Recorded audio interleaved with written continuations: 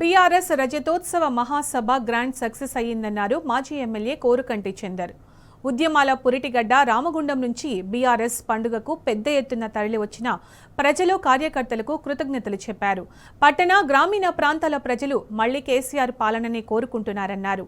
కేంద్రం నిర్వహిస్తున్న కగార్ ఆపరేషన్ను వెంటనే నిలిపివేయాలని కేసీఆర్ తెలపడంపై ప్రజలు హర్షం వ్యక్తం చేస్తున్నారన్నారు. ఆపరేషన్ పేరుతో ఆదివాసీలు మావోయిస్టులను పొట్టన పెట్టుకోవడం సరికాదన్నారు. ఈ విషయంపై ప్రభుత్వం నిర్ణయం తీసుకోవాలని సూచించారు. అలాగే కాంగ్రెస్ ఇచ్చిన హామీలను అమలు చేయాలని డిమాండ్ చేశారు.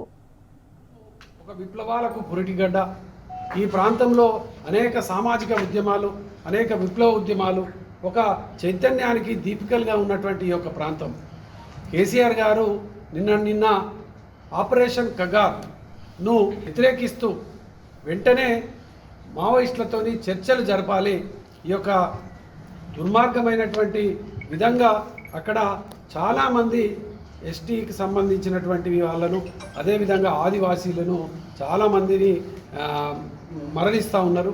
దీన్ని ఆపి ప్రభుత్వం చర్చలకు పిలవాలని బీఆర్ఎస్ పార్టీ పక్షాన మేము నిర్ణయం తీసుకుంటామని చెప్పేసి అంటే అక్కడ ఉన్నటువంటి జన సందోహం అంతా కూడా అందరూ చేతులెత్తి మద్దతు తెలిపినటువంటి సందర్భం. బీఆర్ఎస్ పార్టీ చాలా గొప్ప నిర్ణయం తీసుకున్నదని కేసీఆర్ గారికి ప్రత్యేకంగా మేము కృతజ్ఞతలు తెలియజేస్తున్నాం.